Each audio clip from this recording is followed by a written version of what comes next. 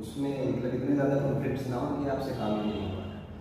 क्योंकि exam anxiety वैसे तो जब भी आप कोई सर्वाइवल की तरह काम करेंगे थोड़ा बहुत एंजाइटी आपको होगा, it's very natural, it's very normal.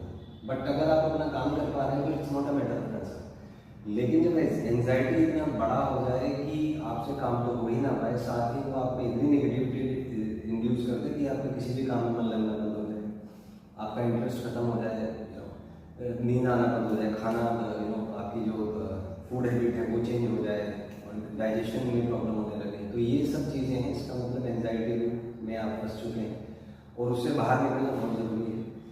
क्योंकि सबसे इम्पोर्टेंट थिंग है कि आपका सर्वाइवल, जब आप सर्वाइव करेंगे तभी बाकी की चीज़ें हैं। ये जो माइंड ब्रेन सिस्टम के नेचुरल रिएक्शंस हैं, इनमें थोड़ा सा कंफर्टेबल होने की कोशिश करें, थोड़ा सा सर्वाइवल मोड, थोड़ा सा अबाउ सर्वाइवल मोड। तो एक मीडियोकर मेथड होता है जिससे आप एंजाइटी रूल से बाहर निकल सकते हैं, और वही मैंने यूनिवर्सिटी के थ्रू डिज़ाइन किया, जिसमें हम 21 डेज का एक ट्रेनिंग प्रोग्राम देंगे आपको छोटा सा, जिसमें आप धीरे धीरे धीरे अडेप्टिव हो जाएंगे उन चेंजेस के प्रति जो आप जब क्वेश्चन सॉल्व करते हैं तो उस समय जो आपको इमोशनल कॉन्फ्लिक्ट्स फील होते हैं, तो उनको धीरे धीरे धीरे करके आप अभ्यस्त हो जाते हैं। जैसे कि एक एग्जाम्पल ले लीजिए, आपने वायरस और एंटीवायरस का नाम सुना होगा, अभी हाल ही में कोरोना वायरस आया था तो उसके वैक्सीनेशन डेवलप किए थे।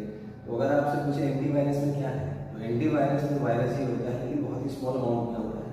तो क्या होता है, वो जब इंजेक्ट करते हैं आपकी बॉडी में तो आपकी बॉडी एंटीबॉडीज डेवलप कर लेती है।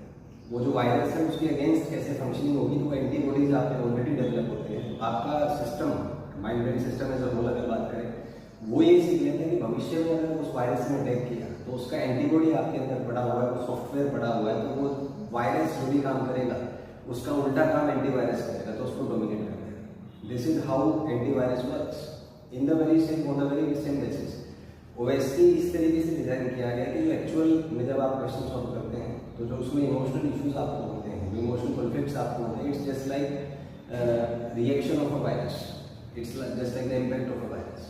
तो उस वायरस के जो फंक्शंस हैं उसको हम 21 दिन में आपको धीरे धीरे उसका एंटीवायरस बनवाएंगे, ऐसे समझ लीजिए, जिससे आप जो एकदम से जब आप क्वेश्चन सॉल्व करते हैं तो आप एकदम से उसको सॉल्व नहीं कर पाते, या एंजाइटी लूप में अगर आप चले जाते हैं, तो क्योंकि आपके अंदर एंटीबॉडीज अभी नहीं बने होते, तो धीरे धीरे धीरे आप उस पर काम करें। एंड आई होप कि 21 डेज में अगर आप काम करेंगे तो 22nd डे से आपके एंटीबॉडीज इस तरीके से बन जाएंगे। It's a sort of emotional antibody आप ऐसे समझ सकते हैं।